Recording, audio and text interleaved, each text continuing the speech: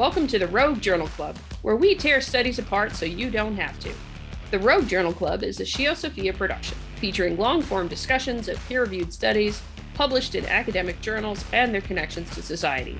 I'm Adrian. And I'm Gina. We'll be your hosts. A journal club is when academics at universities get together to talk about papers. But we've gone rogue. We're going to do Journal Club our way. Join us. Today we review the article, Political Populism, Responsiveness, and Public Support for Climate Mitigation. The lead author is Robert A. Huber, and the article appeared in Climate Policy in 2020.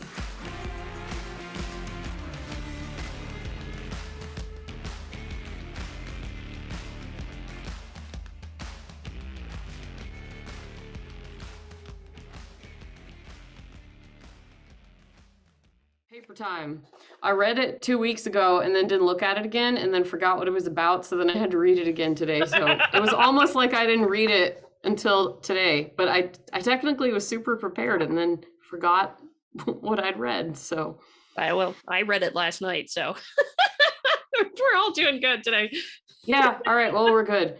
So I guess we can start. Article? It's We'll start right now. Okay. So go ahead, say what you're gonna say. Okay, no. So let's see. Today we got political populism, responsiveness, and public support for climate mitigation.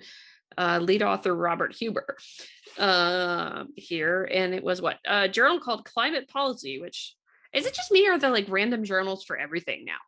There are too many journals. There's probably a journal called "There are too many journals. What should we do about it?"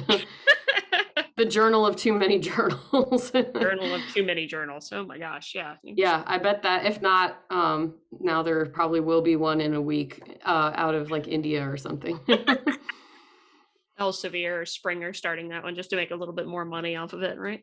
Yeah, it's kind of a wreck. So I'm not even like super involved in my field of study these days, and I got an invitation to contribute a book chapter, and I was just like, I'm so tempted to just do it because I'm sure that they're going to get a lot of random people that need like something published. And I actually did work on the topic in grad school, but I just like, I don't know, it's not worth my time anymore. There's so much fluff content out there that I was just like, nope, I'm not going to contribute to that racket. No, yeah, I don't blame you. Just like, although it's funny for me when I get some of those because they clearly don't proofread my name when they send me those things, because it's like one of the ones that I got, they dropped the D and the R from my name, from my first name. And so you're mostly vowels, like I-N? It was A-I-E-N-N-E, and I don't know how the heck you... Yeah. I don't even know how to pronounce that. Yeah. Well... Alrighty. Off topic. Yeah, off super topic. Random journal title. Climate Policy, that's not a totally random one. I think that's a pretty good one. I don't know how old that journal is off the top of my head. I haven't paid attention to that. Although this article annoyed me. And you all are going to find out this article annoyed me. Okay, good. I'm actually interested to know what you think of it because it didn't bother me that much. There was a couple things in it that I was like confused about, so maybe you can explain, then maybe I'll be annoyed too, or maybe we can argue. That'll be fun. We usually agree a lot so it's like, oh no, we can get into arguments. My more thing was we'll get into that, but okay. I don't want to spoil. Yeah, so me and Adrian are friends, so we try to like get along and not argue about things, but maybe we can fight about this. I thought this was okay, but I am yeah. Yeah, I would say this one's not quite the dumpster fire that the first one was, but it's sure. Yeah, so on a scale of like dumpster fire to apple pie, or we're like... It's apple pie order, I think is what... Thank you to our listener, you know who you are, who gave us the suggestion that the opposite of a dumpster fire is apple pie order, which I did not know this until somebody told me. Cool, so apple pie order or dumpster fire, so where on that scale would you say that it is? I don't even know how you put gradations between those two things, but you know. I think it's a dumpster that's not flaming, but it has some apples in it. Okay. I would say it's like an empty pie shell that someone left next to a dumpster. So I'm a little bit less annoyed by it. I think there were some things in the experimental design that I was kind of confused by. There were a lot of different random things that they did. But we can talk about what they did first so people know that we are what we're talking about. Do you want to read the abstract for everybody? Yeah, I'll do that. Yeah. Okay. The abstract, which if you haven't heard the show before, is the thingy at the top of the paper that you see before the paywall. So it's the TLDR of the paper. For those of you that spend too much time on the internet, know what that means. All right. Populism and its rhetoric are on the rise. We will talk about what populism is, but I'm just going to read it. Political actors across different ideological camps and parties are employing dispositional blame attribution, emphasizing their non-responsiveness or of corrupt elites to the needs of good and honest people. In this paper, we focus on one specific and common area of blame attribution, climate change. In particular, in the United States, a central player in global climate governance, climate change is a very contested issue. The successes of populist candidates in both major US parties suggest that populism could affect citizen support for climate mitigation policies. The often abstract, elite-driven, and technical nature of climate change makes this issue an ideal target for populist critique. Our paper offers an empirical assessment of this claim. First, we test whether populism truly has an independent effect on people's climate attitudes. Second, we assess to what extent frames this is a weird sentence. Second, we assess to what extent frames about elite responsiveness are important heuristics for individuals in their formation of preferences concerning climate policies. To accomplish this goal, we fielded representative US surveys, so 3,000 participants, and collected both observational and experimental data. Results suggest that populist attitudes enhance the effects of partisanship rather than creating an independent orthogonal dimension. Statistics speak, which we shall explain later. Populist Democrats support climate policies more than non-populist Democrats do, whereas populist Republicans oppose such policies more than non-populist Republicans. Additionally, while our experimental results indicate that populist treatments blaming elites for being non-responsive to citizens' preferences, that is quite the noun, do not affect policy support. We also find that reassuring individuals that political elites care about citizens' needs and preferences in relation to climate policy increases support for the policy. So a big mouthful of an abstract, but they basically made a representative survey population. So they recruited by different demographics that would make it, equal, like a microcosm of American society. So like a certain proportion of urban and rural men, women, different races. So they recruited their survey respondents to fit this distribution of characteristics. So I think that's what that means. And they actually gave them, from what I can tell, maybe I misinterpreted this, but they surveyed them and asked them a bunch of questions about their thoughts on climate policy. And we'll talk about what specifically they asked.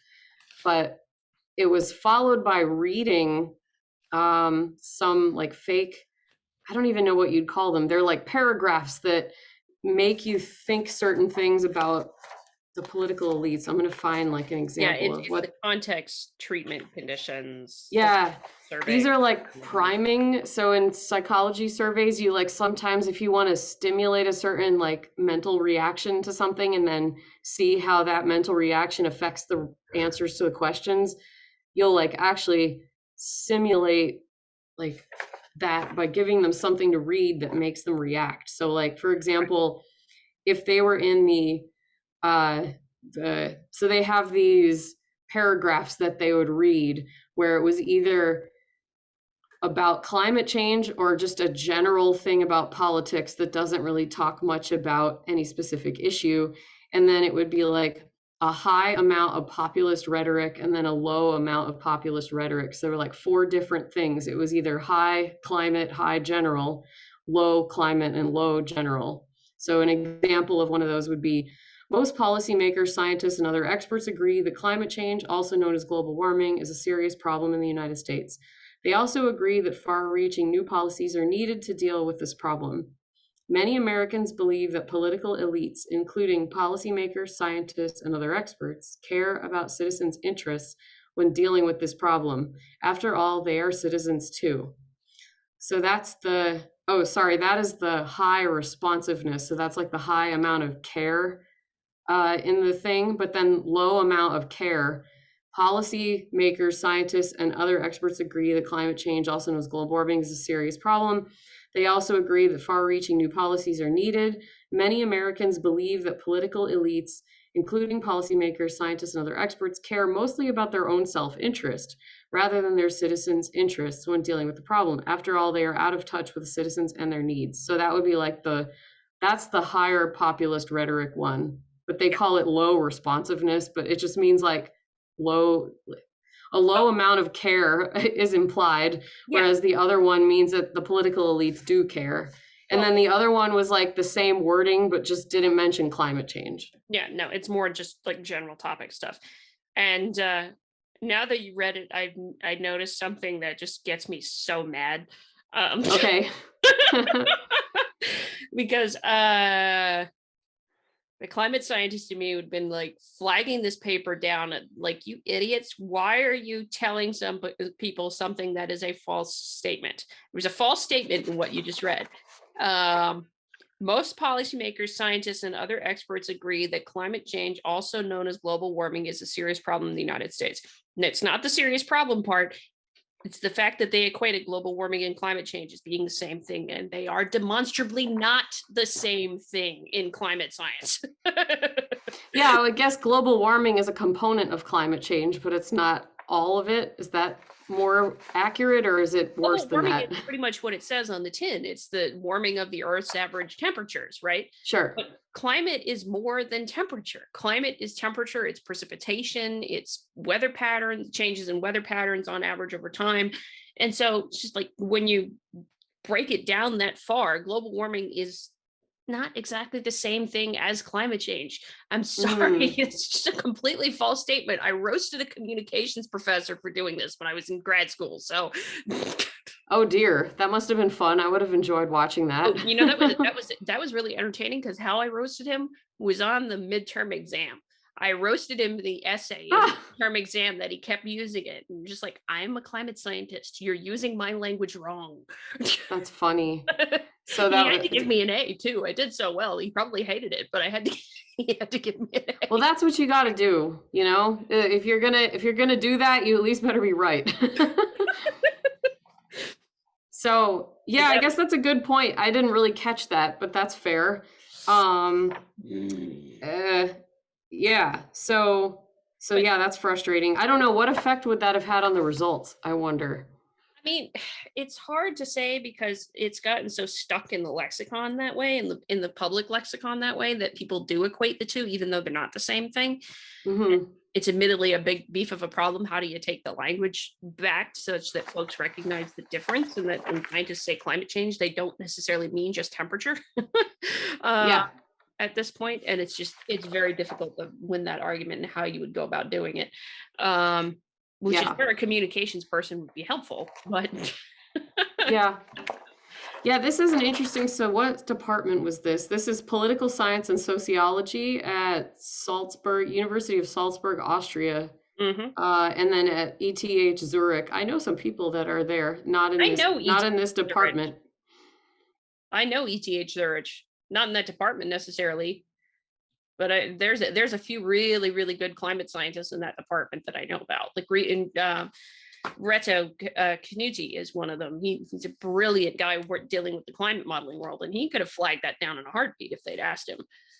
Yeah, so Lucas Fesenfeld is the second author, and Thomas Bernauer. Those guys are at the ETH Zurich Institute, and the other ones are at Salzburg and Institute for Science, Technology, and Policy. Oh, so also ETH Zurich. Yeah, okay. ETH is a big enterprise. There's a lot there, and it's pretty much a big science enterprise in Switzerland.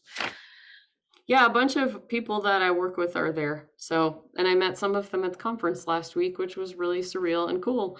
Sweet. So, yeah.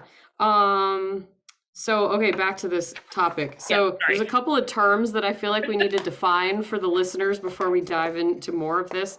So how they define populism, I think is interesting because I think populism, well, we could talk about this. I do think populism defines a lot of kind of like how our locals friends believe, how they see the political landscape. That there is an elite that's self-interested, and then a people whose interests are ignored. And there's a little bit of like the good and evil discourse, which the authors call Manichean discourse, which I had to look up. And I guess it's kind of complicated, but it was an early Christian heresy that there was a prophet named Mani in the 3rd century AD that preached in Persia and thought he was like the last prophet.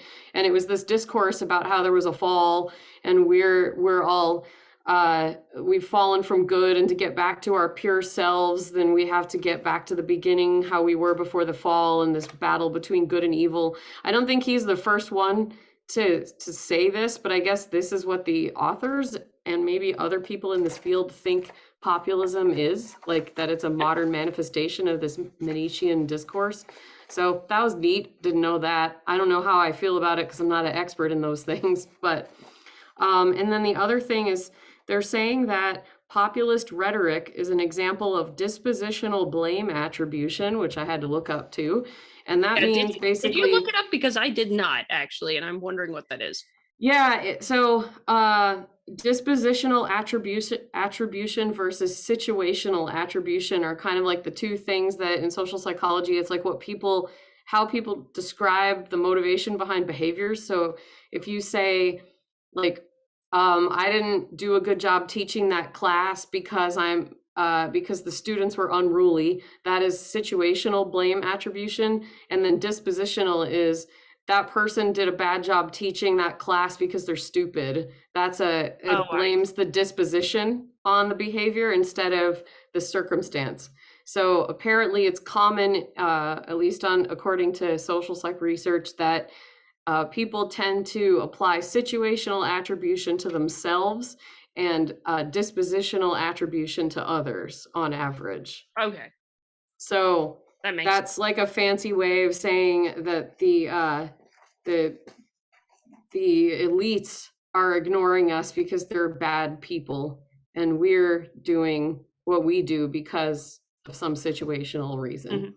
So and there's a presumption there that the elites are all bad people, and I would say like the Manichean thing where you have the moral struggle between good people and the elite. There's echoes of that in other things in history, and I think of Karl Marx immediately when I'm reading that. Yes, that's a Manichean discourse. I think totally.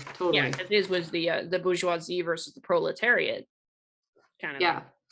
Yeah, there's been a lot of versions of this. I think this is a human thing. It seems like it's pretty ancient in our heads. So it would make sense that this is maybe how it's playing out, at least in US politics related to climate change. Who knows? I don't know that I necessarily agree with the I can see where they're coming from with the description of populism. I just don't know that I'd agree with it in the sense that it's sometimes more nuanced than that, in that not all the elites are bad. Because like, just trying to think, who was I thinking of? I think it was Ben Shapiro I was listening to for some reason the other day, and it's just like, well, technically I'm an elite because I went to Harvard and all this other stuff, but does that mean I'm an elitist? There's a difference there in terms of like, you're an elite, you have the degrees, you have the expertise, you make the money, all this other kind of stuff, but that doesn't mean you're self-centered and focusing on yourself. So I don't know, maybe the actual way they should think about it here is who's being defined as an elitist, rather, because the elitist would encompass the equality of being an elite, but also being focused on yourself at the same time. Yeah, that makes sense. I think it's like a really basic working definition, just in the defense of them, because I don't know, just for fun, we can somewhat disagree. I don't really mind their definition too much because though I do agree that it's hard to figure out who's elite, because you and I could be considered elite since we went to college and we have graduate degrees and we have the ability to read a journal article where a lot of people may not have that ability. So how far in do you have to be considered an elite? Like, is it above a certain salary? Is it a certain amount of status in a career? Because I'm not really an elite in my career. I'm just some chick that writes and does science. I'm just some researcher. I don't have high status in my field or anything. I don't know where the line is blurry, right? It's the same thing as how do you define an expert, right? Yeah, it's true. I had that conversation offline before. It's just how do you define an expert in something? Well, I did learn recently, semi-recently, that definitions are kind of a new obsession that people have with we have to define our terms, we have to define our terms. That's all good and everything, but you can end up going into this sort of infinite regression of definitions and never actually getting anything done if you have the belief that the definition is somehow this fundamental piece of information, which it isn't. It's more like a tool. So if you say, what is a liberal? Then you're okay, it's a person who believes blah, blah, blah. And then there might be definitions in there. All right, well, what does that really mean then? What's really a democracy then? What's that? And then you have a bunch of definitions that expand from there. And then you're okay, but what's that? And then you're not getting anything done. You're just fighting about the meaning of words like that. So sometimes you just have to choose a working definition to be able to talk about the problem and actually bear down on something real. That is a problem, though, because we don't all share the same definitions of particular words right now at this point, or sometimes even connotations of whether or not it's a good thing or a bad thing right now. And what is good? That's an impossible thing to define, in my opinion. I know a lot of philosophers would disagree. I think that they're all searching for what is good and they'll never find it because it's very subjective. So. I mean, I could partly agree with that, although I think you and I would probably both agree that there's such a thing as objective reality. But yeah, that's tricky. I guess without getting way too far off topic, there's a good book called Darwinian Natural Right, which I have read most of, and he talks actually about the definition of what is good. And his definition, I think, makes sense.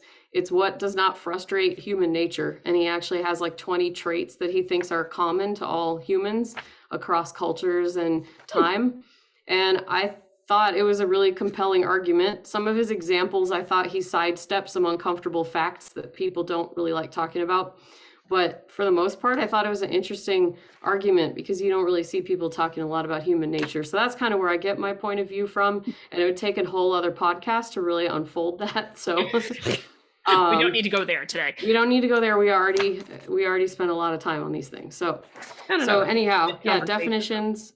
So this, in terms of the study, the authors consider populism to be people-centered, anti-elitist, and to have that Manichean good and evil discourse. So those are their three criteria, and that's what they're trying to measure if that alone has an independent effect on people's support for climate policies, independent of their political party affiliation. Mm-hmm.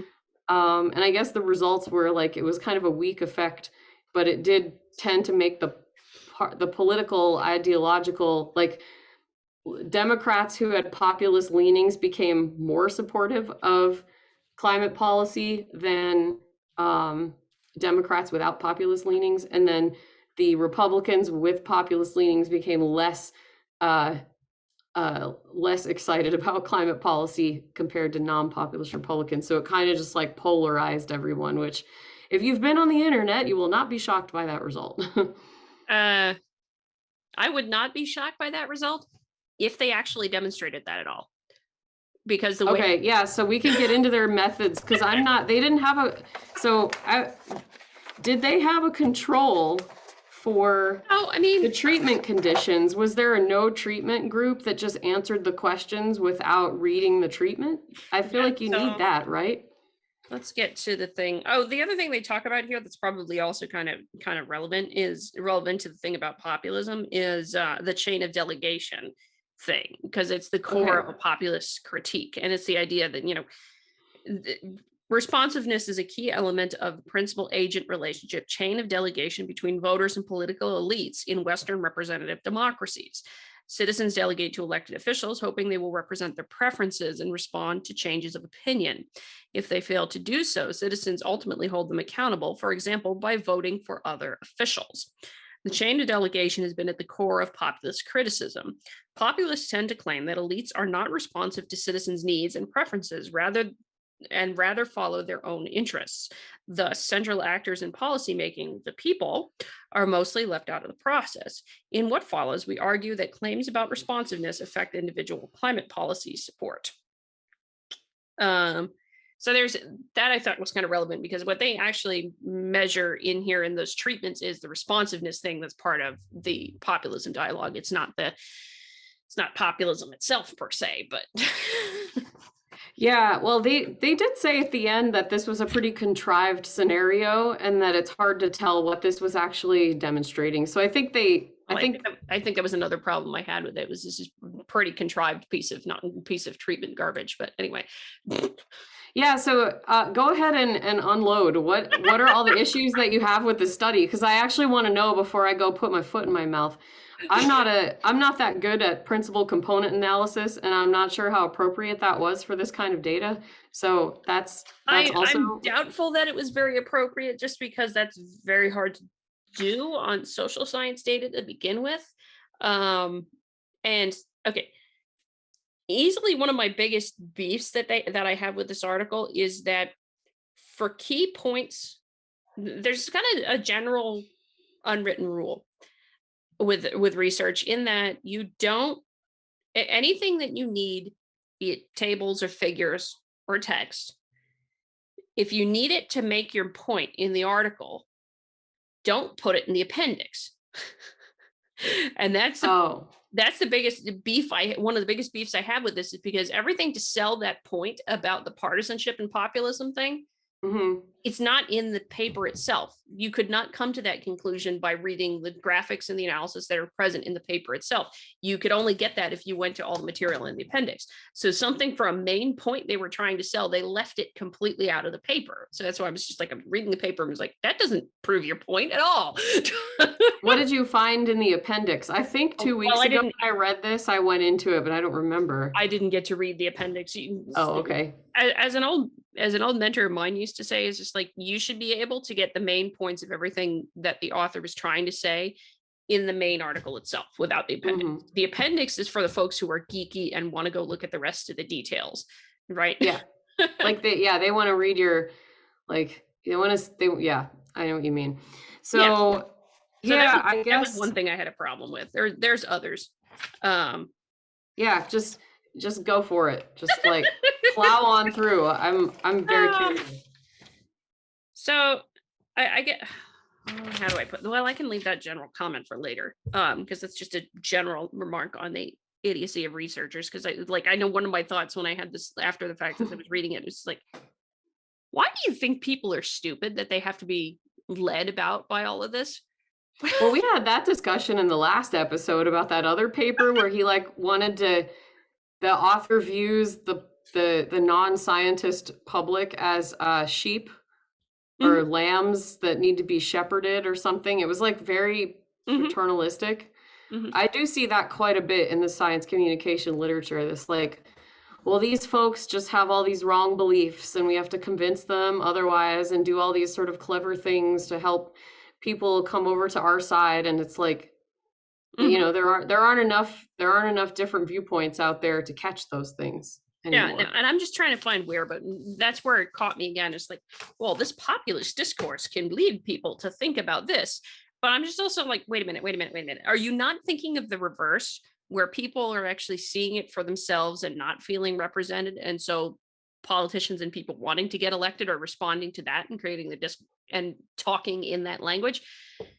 It's like there's a bit of a chicken and egg thing, but you're not even considering the other thing, that people are aggravated that you're not hearing them. To answer your question, I'm trying to remember where they said it, but they did have a control on those treatments. Okay. I just trying to remember exactly where they listed it because it was kind of listed as an afterthought. It wasn't actually in the study design section. Okay. Did they hope that we would just assume they had a control? Because that's always something I look for, because that's like what the control is tells you a lot about what the study design is actually Mhm, going to show you. mhm. Um, yeah, where is it?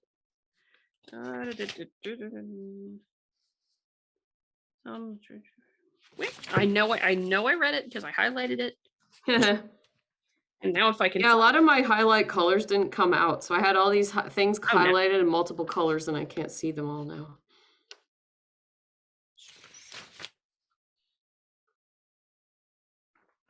no, I know they had a control because I remember reading that. It's just whether or not I can find it in the doc, Okay. it's going to be something else. Um, Although if I really wanted to, I could just pull up the PDF and do a Control F or something like that. Yeah, that could work too. They Um, had this actually really, when you said that they're not assuming the opposite, that the populism is a result of candidates actually not caring, mhm, um, rather than like a perception of not caring. I think mhm. that is interesting, because why, I think none of these studies that I've read about populism so far, I have a lot of them, so maybe I'll hit it eventually, is there aren't that many explanations, Oh, shoot. or even proposed explanations for why people would feel not heard. It's a lot of, well, the people don't feel heard, so then these sort of populist demagogues come out of the woodwork to supply what they're demanding. Right. That was a sentence in the paper, and I was looking for it just now, that said like the candidates provide, or the populist rhetoric is the demand side, for which the candidates supply what their need. But why would someone feel that way is not actually addressed. Yeah. Because I think the assumption is that they're just stupid and wrong. Oh, yeah. There it is. There it If is. I have to say anything. It's in this it is in the study design section. I just wasn't paying attention. Um, let's see. The Yeah. control, you found it? Yeah. Um, all respondents received a survey. Okay, so survey begins with basic demographic data. That's your normal kind of stuff. Yep. Respondents then received survey items about populist attitudes, see next section, and were randomly assigned to one of 5 emphasis framing treatments. Um, let's see. Oh, the fifth one is the non, Right. I'm The guessing. 5th one is the control, where there was Oh, no framing given. yeah, that was not super explicit, but okay, yeah, 5, that makes sense. There's the 4 that they showed. Oh, and then they have, oh, right at the very bottom, they have control group, really tiny. Yep. Not helpful, but okay, well, it's there, so fair enough. Yep. Um, Building on this study, we varied the context and presented the information either in terms of a climate policy specific issue context or just in general terms. We generally anticipated that the latter would more substantially influence respondents than general information.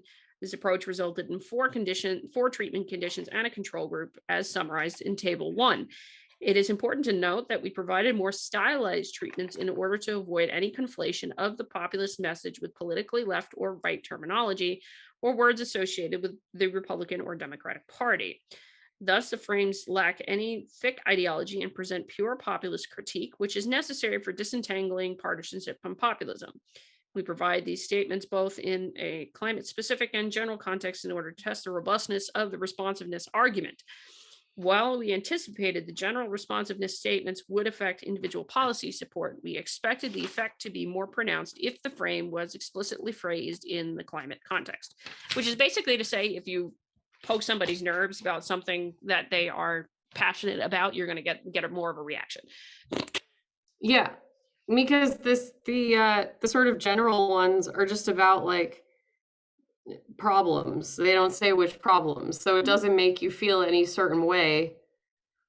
So I guess that is the point they made, though, is that populist rhetoric is linked to issues. It's Right. not just a thing on its own.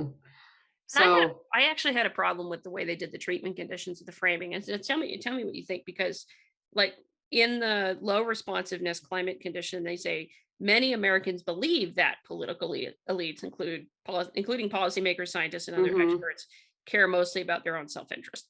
Okay. the framing of that to me is such that they are basically saying if other people think elites care or not care, not whether or Hmm. not they actually do. Yeah, it's more like it kind of stimulating that desire people have to be like other people. Yep. Like, just, well, everyone else thinks this. And then, if you're the kind of person that immediately doesn't want to go along with the crowd, like if I read that, I'd be like, oh, am I like most people? Do I think that? Well, I kind of pride myself in being different from other people. So I'd immediately be like, I don't think that, you know. But if you're somebody that's like reading this and you maybe want to be more like other people and you like norming and you respond a lot to that, Hmm. you might be like, oh, maybe I should think that. But I think it's like yeah, it is kind of weird because I bet that would affect the results in some way. Well, Because yeah. how would you have worded it differently? Just like left out. You mean just to say, uh, I would have phrased it in terms of what are the people in question doing rather than just saying they just generally care. oh, like most policymakers, scientists, and other experts agree that climate change is a serious problem for the United States. They also agree that far-reaching new policies are needed to deal with the problem. Political elites, including policymakers, scientists, and other experts, care. Instead of saying many Americans believe, so you would have just struck out the many Americans Well, no, believe that. I mean, that's one way to do it. I actually would have gone for more so instead of framing it as just saying that they care or saying that many Americans think that they care. I Hmm. would have framed it in a way that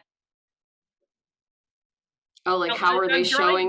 showing? Yeah, how are they showing that they care? So, like, Sure. almost if you were to frame it in like a news article kind of way, say, okay, these because of their concerns about X and wanting to make sure you are heard, policymakers are sitting down in a roundtable town hall with everyone at X time. So I would almost have framed it in like Mm, a news article kind of style where it's just like, oh, we know they're going to be doing this, and that's really great that they're going to sit down and listen to their constituents about this problem. yeah. As opposed to the other one where it'd been like, no, and policymakers are about to vote on this policy after minimal interaction, kind of thing. So something to Oh, so you could say something like, um, policymakers, climate change is a serious problem. They agree that new policies are needed. Uh, Policymakers assessed their citizens' opinions about the problem and used it when they voted. Like that's a really bad way of wording it, but is that kind of what you're looking for? yeah, something more like that to actually demonstrate that there's care Yeah. and response there. You know, Yeah, I wonder if they were trying to keep it as generic as possible, but then it ended up not having any teeth as a result. Like they were no, trying to make it as like neutral as possible, but then that like sterilized it and made it not that potent. well, yeah, and I also wonder if these guys don't think individualism is a thing that people might just not care that many other Americans think this. you know, That's a good point too. Yeah. I mean, honestly, if I even the people who think they're so collectivist in this country, they're all individualists because they all want to have Starbucks their way still, like it's not gotta like have that pumpkin spice latte that's yeah, disgusting. like right, like Chinese collectivism is a cultural phenomenon that is very hard for Westerners to understand. And I think that even our super left liberal academics, like they think they like collectivism, but they don't because they still want to be them. They still believe in their individual identity. They love that. It's like almost hyper individualism in some ways. Hmm? So I would say they probably don't know what individualism is, but maybe what you're saying is true too, that um But they yeah, this is just the speculation. authors yeah, the authors of this study don't realize that some people like don't want to go along with the crowd. Is that what you mean? Yeah, Yeah. mhm. That's one way to think of it. Yeah, I mean, in a way, that's almost being ignorant of populism, because I think a lot of the populist rhetoric talks about people being sheep when they go along with the authorities. yeah, yeah. Yeah, so like, yeah. But then the left-wing version of populism, if you go along with the authorities, then you've sold out to make money like a dirty capitalist. So they all have their own version of this. It's like, you know, Occupy Wall Street was a populist movement that was on the left. It's not just the right that does this stuff. No, it's not. So, And I mean, I'm glad that that's one thing I will give them credit for. They acknowledge that here, mhm. because that does make populism does really affect both parties or both Yeah. ideologies, if you will. Um, but I yeah, there's also that. I find it really interesting that so much of this populist research, the populism in science communication, is out of Switzerland.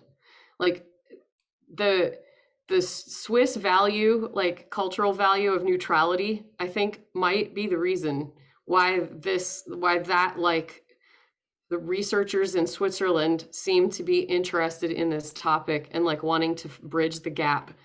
It's sometimes a little awkward, but I do know someone who grew up in Switzerland, and it's true that neutrality and like that kind of thing is taught in their school system. It's a value that nationally is held by many Swiss. So I think that's interesting that this research is coming out of Switzerland.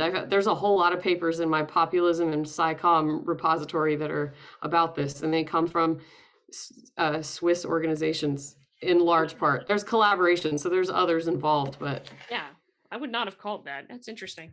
yeah. Okay. It just so happens a close friend of mine is Swiss, and he's totally into being neutral and hearing everyone's side. And sometimes it makes him get walked over because he doesn't always take a stand on things, which can also be a problem sometimes too. That's true. That's true. Okay, so there's that. So those are the frames.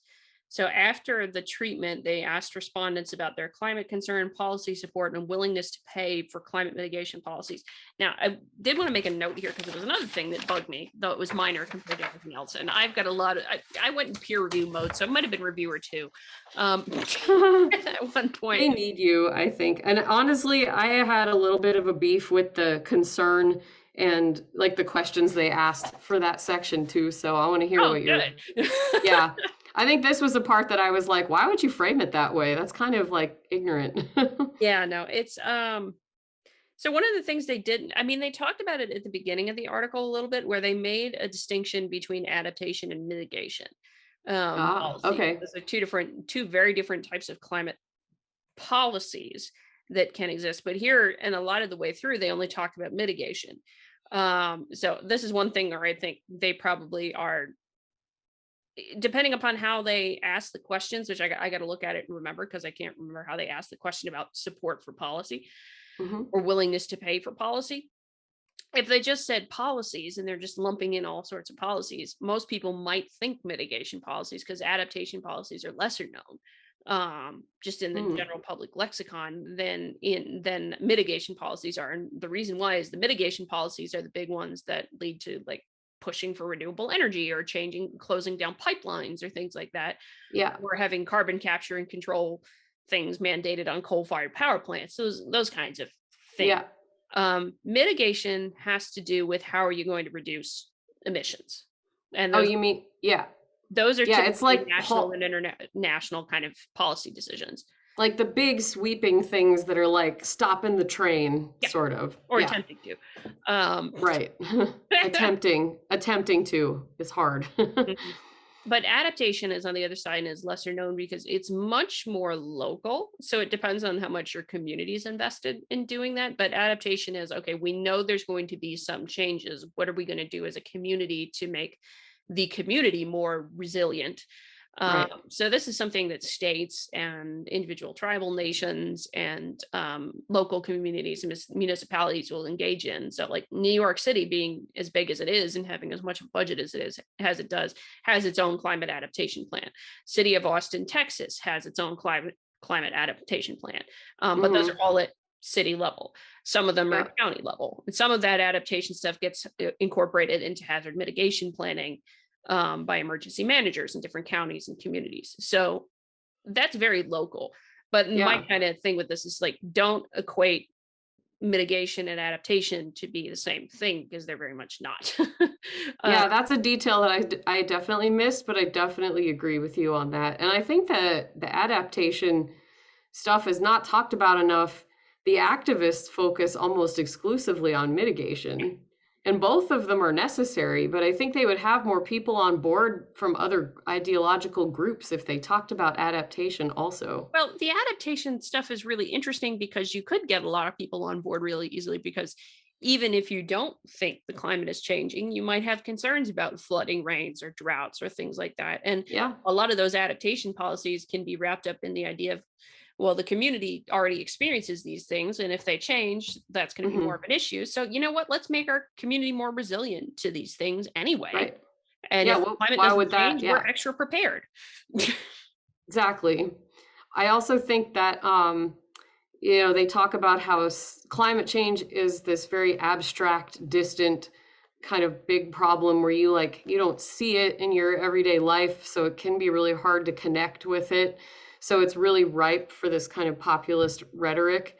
But the adaptation scenarios are very regional and local, and you can actually relate to those changes and actually observe things like, oh, that might be why that thing is happening and it didn't 20 years ago or something. And so you're more, I don't know, I think there's not enough appreciation for how engaged a lot of people are in their local community. And I Mhm. maybe that's the urban bias, like the urban international bias of researchers, is that we're used to kind of seeing the world as our neighborhood because we work with people all over the world, and you're just kind of used to that. But most people do not live that life. They're not in urban centers where there's people speaking all different languages and all these different perspectives that you have to sort of figure out how to deal with. I think a lot of people really do feel connected to their local communities. Mhm. And yeah, Or so at least you would hope so. Well, more so, I think, in particularly in a generation that's a little bit older and a little bit more rural, even younger than us. Just because, also, I think in this country and other countries, the issues like you don't have high speed internet access in some of the most rural parts of the world. So it's like it's yeah. hard to have that digital connection to Hmm. everywhere else in the world. And you know what? I'm kind of glad for those folks, because some of the crazier folks are the ones who've been online way too much. Yeah, I've done it. I've lost Yeah, my marbles a few times. I'm a recovering internet addict. This is like one of the few things I still do in that sphere because Adrian's just super cool and we have to hang out and We talk about have science. fun. Yeah. You're like one of the few people that I know from online that like I don't know, there's like a short list of people that I can still stand talking to. You're like one of four people that I still communicate with, but that's because you've passed the bar of like being a decent, well-rounded person. We There are a appreciate lot hearing of that. yeah, there are a lot of people who kind of lose themselves in that way. So, yeah, protect rural America from the internet. That's like the opposite of most of the broadband efforts. Like, what is it I'm called? gonna get that What's slogan the printed on word? a T-shirt. Yeah, Protect rural save America rural from the America internet. from the internet. Yeah, you already have a lot of crazy shirts. You could add that one to your list. That's awesome. A few. Yeah, although Starlink might be rolling out at some point. I live in one of those rural areas and I'm recording this right now on DSL, so woohoo. It'll take me 2 days to upload the audio file to Adrian later. But I do it for you guys, man. We do it for Uh, you, the viewers, we do it and for the you, man. listeners. Anyway, So with that empirical findings section where they have concern, climate policy versus economic growth, yeah. willingness to pay, I was actually really annoyed at the way they framed, like, would you support climate policy over jobs and growth or vice versa or whatever they're like, of course, most Republicans are not going to like vote high on that one if you frame it like that. I think that's a false dichotomy. You can still have jobs and Yeah. economic growth and climate mitigation Yeah. and adaptation. Yeah, no, that is a So, very false dichotomy, and it reflects some of the more left of center thinking that's probably going on yep. here in terms of the authors. Just It probably, I think that alone probably did skew their results. I think yeah, that's a huge source of bias in this study well, I think because if how you did they say that, like, that's immediately they're trying to keep the partisan language out of this. That's dead ringer partisan language right yeah. there. Like, Well, I'm not going to say it was quite false dichotomy, because, I I mean, the way they said the question for climate policy versus economic growth was a 7-point scale. So Sure. I'm guessing the more positive the number, the more you were in favor of climate policy over economic growth. But you could have had a lot of people who were just solidly fours in that, which been like 50. Yeah, then you could say, oh, maybe that's an indicator that you don't believe that that trade-off is as stark as some other people might think. So, okay, that's fair. I'm still going to hold that wording it that way probably triggered some partisan thinking. Yeah, So it did. It probably did. yeah. And I think it was, yeah, I think it was in that section on empirical findings, that first paragraph where they mentioned the thing about, amongst this indicates that populism is positively associated with climate concern, policy support, and willingness to pay amongst those considering themselves to be Democrats. Amongst Republicans, however, populism is negatively associated with climate change concern and policy support. Independents are not substantially affected by their level of populism. So if you look at figure 1, you would see nothing about the populism dynamic in there because they didn't ask that. Yeah, I don't see anything. They looked at that in figure 2. Well, Sort and they looked at the populism component only in figure 2, but they don't have anything that crosses the two of them. No, they don't. That's so true. And I was really frustrated with that because I was like, okay, so they showed the party differences, and then they showed the differences of the 4 treatment conditions, the like self-interested elites and climate, self-interested elites, neutral, or I guess no issue, caring elites, climate, caring elites, no issue. And like, but how do you know which of those were liberal and conservative? You don't. Yeah. Yeah, okay. Well, good. I'm not that dumb then, because I was like, am I missing something? No, and this is what I was saying about the stuff that they use to actually make the proof of their point with the party identification. Figure 1 also shows, this is where I would have gone crazy if I were the peer reviewer. Figure 1 also shows the effect of citizens' level of populism on climate concern and policy attitudes, and is heavily conditioned by party identification. See also regression table A4 in the appendix. See supplementary material. Oh. Which is just like, your figure doesn't show that at all. So don't say that it does.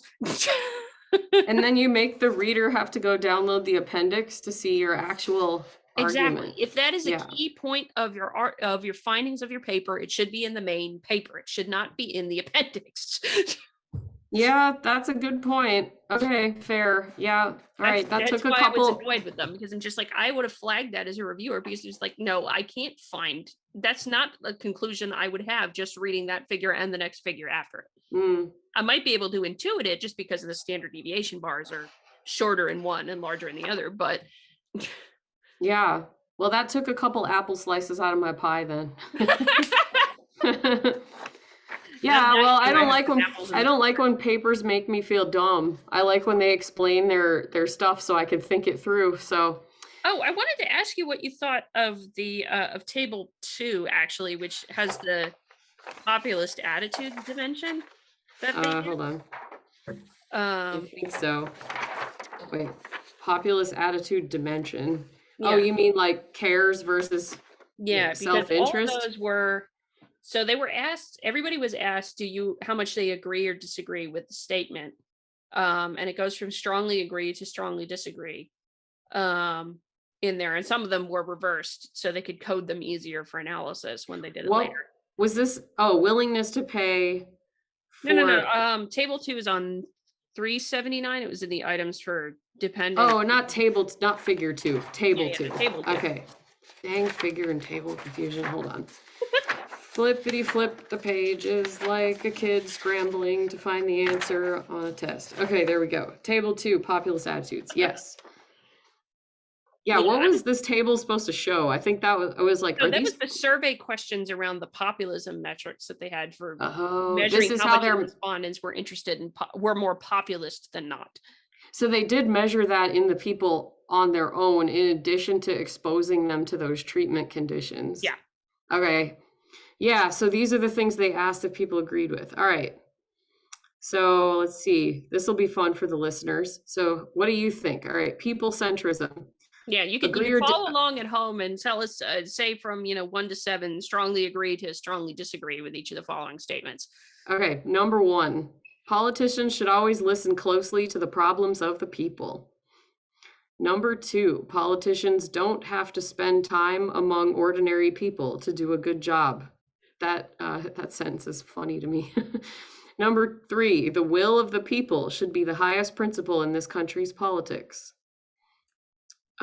Okay, so that's the people centrism part of populism. Yeah, so that's the three survey questions that they defined as people centric. Okay, so if you score high on 1 to 7 Yeah, out of all of those, then you would satisfy that dimension. no, I and- think it's actually it's a negative. So we used a 7-point scale that ranged from strongly agree to strongly disagree. So I think oddly enough, 1 is strongly agree. Oh, well, that's dumb. Okay, well, anyway, yeah. So 1. And So with the exception because the ones that are starred are ones that the scale was reversed when they did the analysis. So oh, okay, interesting. Not confusing at all. All right. So the second one is anti-elitism. All right. So statement 4, the government is pretty much run by a few big interests looking out for themselves. Number 5, government officials use their power to try to improve people's lives. 6, quite a few of the people running the government are crooked. So again, leave your quiz responses in the comments because I want to know what how you all measure up on these. I can say mine. I just didn't really give a lot of thought to it, and I like to sit and think about these answers when I give them. So, and then the last one is the Manichean outlook or the good and evil discourse. So these are odd. Number 7, you can tell if a person is good or bad if you know their politics. Number 8, the people I disagree with politically are not evil. 8, the people I disagree with politically are just misinformed. This is interesting. Okay, so tabulate your responses. So if you're on the low end of all of those, so if you're on the low end of all of them, because they reversed it for analysis. So if you just say 1 for all of these things, that would be strongly agree. But if you said 7, it'd be strongly disagree. So if you're more on the low end, then you're more populist. Yeah. Okay. So yeah, I think I'm fairly populist actually of reading these, except I guess the last part, I don't actually believe that you can tell if a person is good or bad if you know their politics. The people I disagree with politically are not evil. Sure, I agree with that. The people I disagree with are just misinformed. No, I don't agree with that. I think sometimes they know stuff I don't know, and that's why I like talking to them. But then I like those last 2 remind me of a saying I've heard a few times in conservative circles, which is to say conservatives tend to think liberals are not ill-intentioned, just misinformed, but liberals tend to think conservatives are evil. Yeah, I've kind of gathered that from being on both sides of the aisle through my life. I would say that's true somewhat. I guess if I'm honest, sometimes I do think people are misinformed. I mean, I don't know why I would do the job that I do if I didn't think that. Otherwise, why do science communication? Yeah. But I don't think of it as a failing. I think of it as just some people's lives don't lead them down the path of learning about science. And so we can help make that up if people want to know more. It's just, I take it in a very neutral direction. I do get frustrated sometimes when people make decisions that I see not being based on evidence, but I also get mad at that on both sides of the aisle. I think the right and the left both have their own ways of pissing me off. Well, I also kind of wonder if the way this is phrased pushes more of a tribalism than a populism necessarily, that you want to push toward one particular group that you're a fan of, because there's like the people I disagree with politically are not evil. The people I disagree with politically are just misinformed. Both of those things could be, well, I mean, the last 2, that's a good gut check kind of question if you're doing a social science survey, because if somebody answers like 1 to the to they're not evil, you would expect them to answer like 6 or 7 for the next one after that, because they're opposites kind of questions. So that's a good way to check and make sure that folks who are actually reading the survey. You know what I think would have been a better way of characterizing this last part is not the Manichean outlook, but whether they're Lockean or Hobbesian. So if you're like a Hobbesian, you believe that people are basically crappy and they need a strong leader to keep them in line. Yeah. It's like having a very low opinion of humans. But then Locke, his view is more that people can self-govern and will make more or less in aggregate decisions that make sense because of looking out for their own self-interest. It's something like that. It's libertarian or authoritarian. Yeah, I think that's really what this kind of comes down to. So I could see that. I also wonder too if maybe what they're trying to get at with these questions is whether you believe that there are evil people and good people. And that's kind of what I meant by Hobbesian and Lockean, where Locke is more like people are basically good and Hobbes is like people are basically evil. In like a very broad, I mean, I'm not an expert in either of those, so those are broad strokes. So if you're a philosopher, I'm sorry, feel free to eviscerate me in the comments. I welcome it. But like, I'm just saying, like, I think that there's not enough academics that read philosophy and history to really understand like the ideas that they're trying to study. Mm-hmm. I hope I'm wrong. I hope that if the authors of this actually hear our episode, that they tell me like, oh, we just couldn't write about that in the article for some reason. But I mean, the academics that I interact with don't, and I didn't until like my political awakening 5 or 6 years ago. Yeah, no, I'd agree with you. I'd be somewhat in the neighborhood of being fairly populist with this.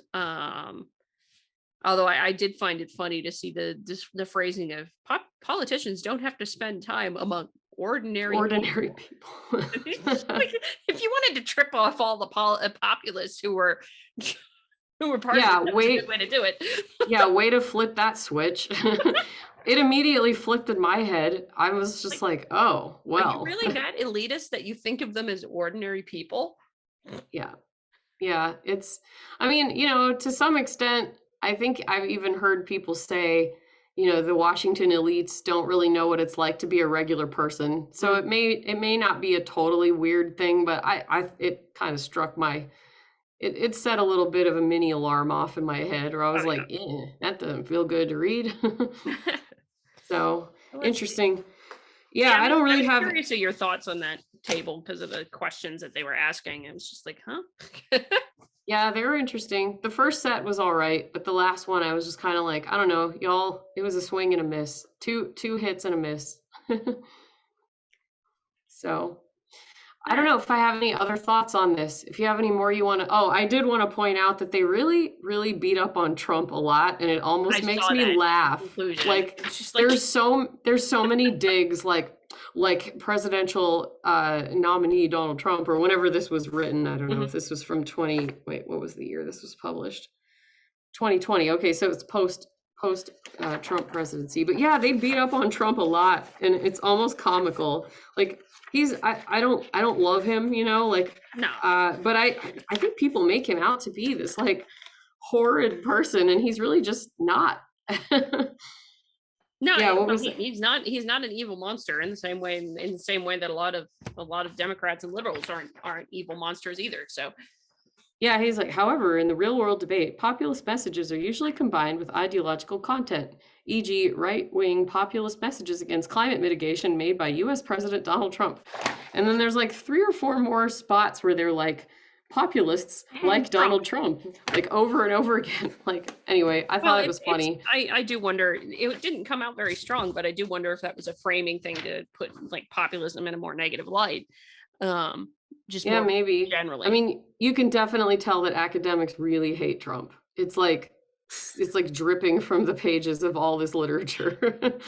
Well, I mean, I'm technically an academic in my professional capacity, so I'm just like, I didn't hate the man, didn't think he was the most brilliant thing in the world either. So yeah, no, I mean, not all. Obviously, I meant like many, and these guys aren't even American. These are Swiss and Austrian. Yeah, Trump wasn't loved across much of the world in academia. Yeah, I think a lot of Europeans really, really didn't like him. It's hard to say. Do the American liberals hate Trump more than the European liberals? It's hard to I have say. no idea. If any of you Yeah, are from international, please go ahead and let us know. let us know. Yeah. Um, Anyhow, I have no more thoughts. If you have any other things you would like to say I about this mean, paper, go for it. there's a few different things that came to mind for me with this paper. I mean, obviously the biggest beef that I have is that for all of their conclusions that they made, they didn't do a good job of demonstrating that any of them are actually accurate with the figures that they put in the paper. So I'm just Yeah. like, really? You Yeah, left me hanging. Don't put the key figure in the appendix. That's today's lesson. Or figures, because I was looking at figure 2 again too, and it was just like figure 2, populism, political ideology, and climate attitudes. There's nothing about political ideology in figure 2. No, not at all. I actually wanted to see that because of the claim they made at the end. So Yeah, and that's why I'm just like, you made a claim and you didn't support it with anything.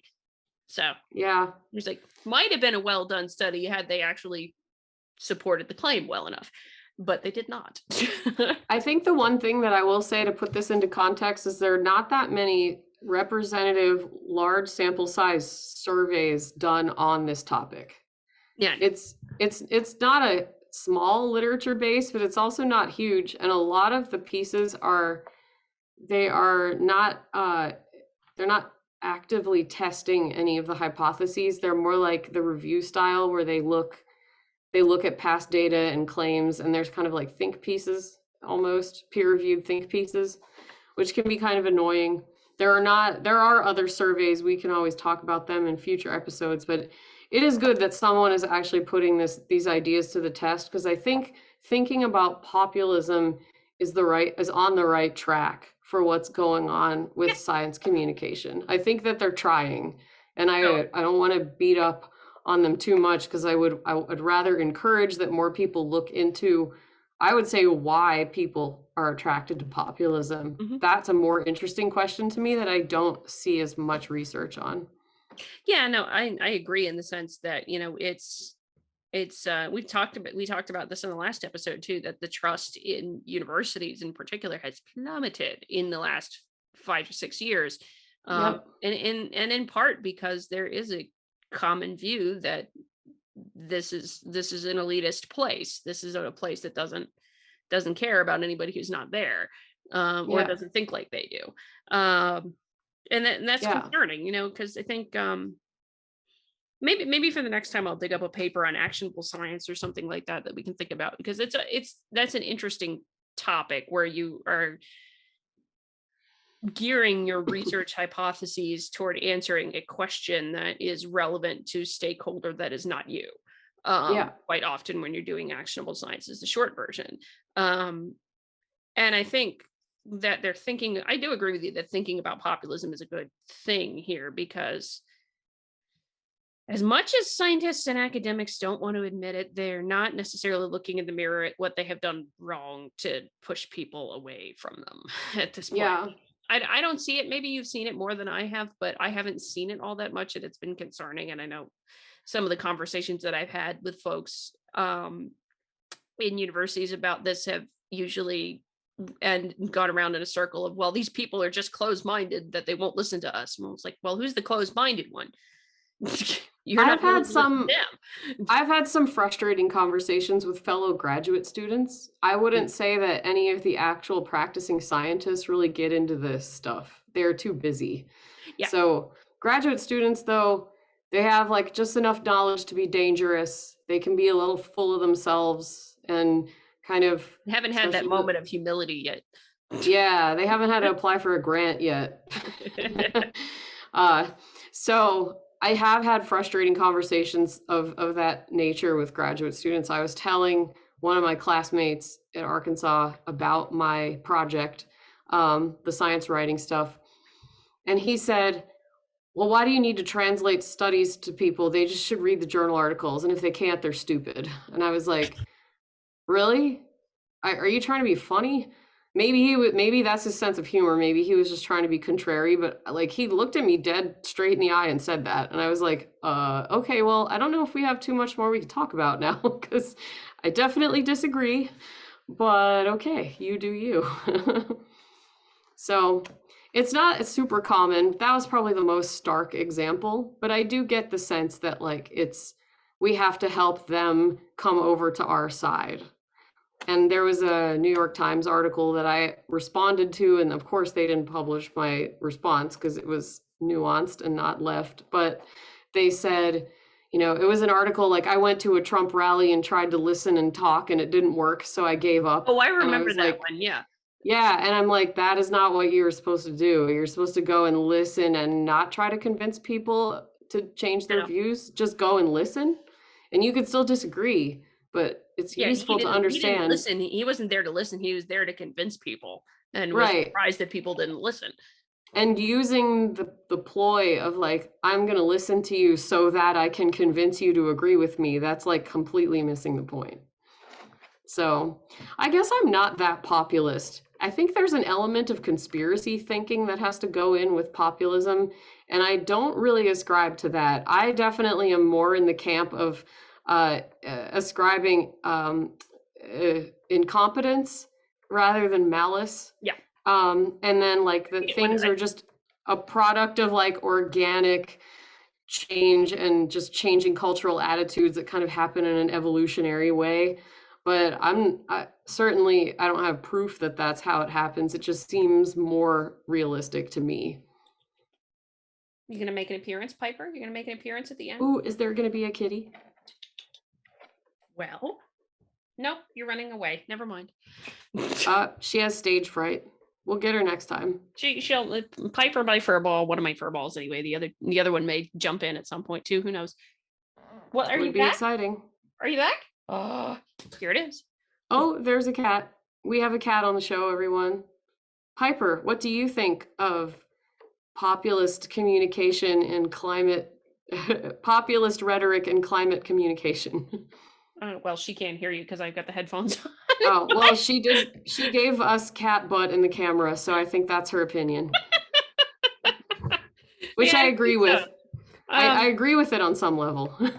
To your point. Yeah, I think really, really far into populism, you can have some conspiracy theories, but I don't necessarily disagree with the premise that people feeling like their leadership is not listening to them about something or taking their opinions seriously or their ideas seriously or what they want seriously, do get annoyed, and that opens the door for, you didn't listen to me before. Why should I listen to you now? Get out of your job. I vote you out. You're fired. Right. I guess I have kind of, having been on both extremes in a way, I don't know if I was ever really on the extreme right for that matter. Although sometimes I feel like I'm becoming that because so many things make me angry, but I'm not in reality. I believe in treating everyone with respect and kindness, even if they believe really crazy things. That's my real opinion. But having been on both sides of the aisle in my life, I think that both sides think that of the other side. It's like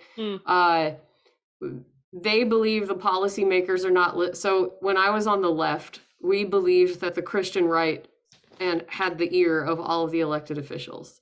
That was like kind of the college view that I had, that it was like these old Christian right-wing conservatives in rural areas that are retired and they have nothing better to do than call their representative every day. And so that's why most of the issues that are voted on, they prioritize that viewpoint. So that's what I believed as a college student. Now that I'm on the other side, it definitely seems like the Washington folks and the academics and that like sort of the business owners and those kinds of people, it does seem like they have a lot more say in things than rural America. But the reality of it is really hard to tell because we have a state system. And so you have to go and talk to your state and local representatives and learn about them and what they think, because those are the places where you can affect change. It's almost like kind of pointless to follow global politics and national politics to an extent. So I don't really know what I think. I just follow the data at this point. Yeah, no, I try to follow the data. Sometimes it's a confusing, muddled labyrinth. It's just like the apples in the dumpster or the pie slice that's next to the dumpster at this point. I don't know. Mm-hmm. We're all What do just swimming in apple pie dumpsters. so where do we, yeah, now that we've finished our discussion, I don't have anything else to add. I don't know if you do. On a scale of 1 to 7, I'm just kidding. I think this study was fine. I think it's good to have it out there. I agree that the figures were frustrating and hard to learn from, but I'm like in the middle on this one. I think this study's fine. I wouldn't set it on fire. I would probably, they needed you as reviewer too. Yeah, no, I'm mostly I'm a little bit more to the dumpster fire end than you are, but I like it's not flaming dumpster fire or anything like that. I mean, it's just like Yeah, maybe empty dumpster with a bunch of apples in it. right. Don't eat them though. They're not good apples Yeah, anymore. not good apples. But Yeah. but yeah, no, I do agree. It probably was well thought out in the idea of what they were trying to do. It's just that Mhm. it didn't really land with me because they left so many things Yeah. out of the manuscript, but also didn't have some of the best methods with treatments like equating global warming and climate change. Yeah. I'm sure this could have been done better. I having had done a having had that's a horrible sentence. Having done a survey for research, it's way harder than it sounds. Like Oh yeah. it took me like 6 months to decide on the questions, and then another 6 months to like edit them. It was so much work. Like these days when I want to do a marketing survey, it's like a piece of cake. I just put a form together and put it out on social media or on my listserv. This was like a whole other animal. So it may be that this is a product of a lot of deliberation among the authors for the best way to do things, and that can sometimes like sterilize it and, Oh yeah. yeah. Yeah, no, I was in a similar boat because I was just thinking this like I've had the survey that I'm one of the surveys that I'm working on for work right now is just like I've had to go through IRB stuff and do the training for human subjects research and all that kind of jazz. And just like Yeah, it's not fun. Oh, there was one small thing. I actually just remembered. oh yeah, go So, for it. so in one of the figures, I forgot what it was, but this is also kind of like a definitions thing, maybe. I don't know. Yeah, So in the you mentioned there figure was that something had the figure that had the political parties in it, where it said Democrat, Republican, and Independent, yes. I think we need to stop doing that independent thing. I mean, I guess people register independent, so that's fine, but the reasons that people register independent are so wide that like all data using independent as a criteria is going to regress to the mean because there's so much variation among that group that this is one of those examples of like if you want, like they set up the experiment in a way that they found what they were looking for. They found the polarization. Yeah. They found the extreme one way for the Democrats, the extreme the other way for the Republicans, and then the independents were in the middle. They're in the middle because the standard deviation of viewpoints is enormous in that group. Independents are not centrists Well, necessarily. I don't know that I necessarily agree that it's enormous just for that group as much as I would say it's pretty enormous for everybody really in Yeah, all. I guess, but on this issue in Yeah. particular, I guess it depends on what yeah, you could be right. I just thought for sure independent can mean a lot of things. I think more so than Well, what, right now there's a lot of people who, well, this is anecdotal, but at least for me, like there's, well, here's a question I would have. Because the way you can register to vote in different parties, in different states rather, you can register as independent or you can register as undeclared, which is not the same as independent. So yeah. what happened? Did you put undeclared in the same boat as independent? Because those are not the same things. Yeah, and they didn't use voter registration data. They just had the respondents say what they were. Oh well. So, yeah.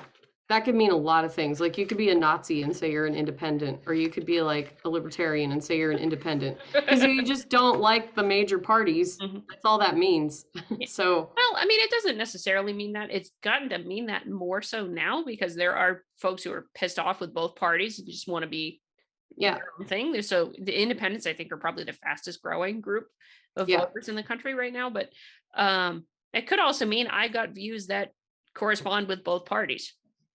Yeah, it could mean, we don't know. I guess that's the key, is that we don't know what that means. So that could have captured like a pretty broad range of views that may have fit better into the other two categories if we actually knew what they meant by that. Yeah. So, but then again, that's surveys. Surveys are, it's just hard.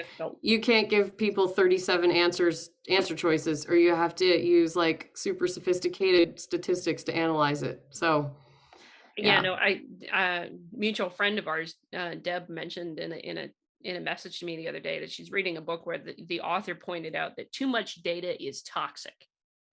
It can be. Yeah, because it gives people a false sense of security that what they're reading is like true just because there's data behind it. Exactly. So yeah, it's hard.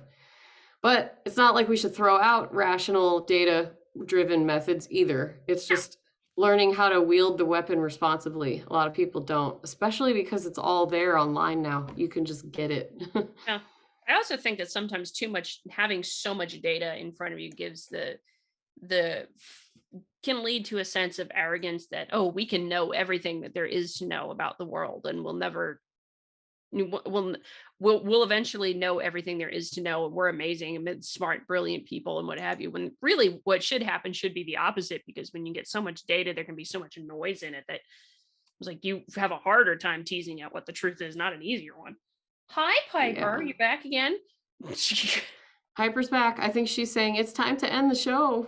I think that's what it is. She's I know why. They haven't had their dinner yet. Oh, well, okay. In our house, we call that KFT, or kitty feeding time, and it is a very celebrated time in our home, mainly on the furry end of the family. Yeah, Piper's being the messenger, and Luna's probably waiting by the bowl.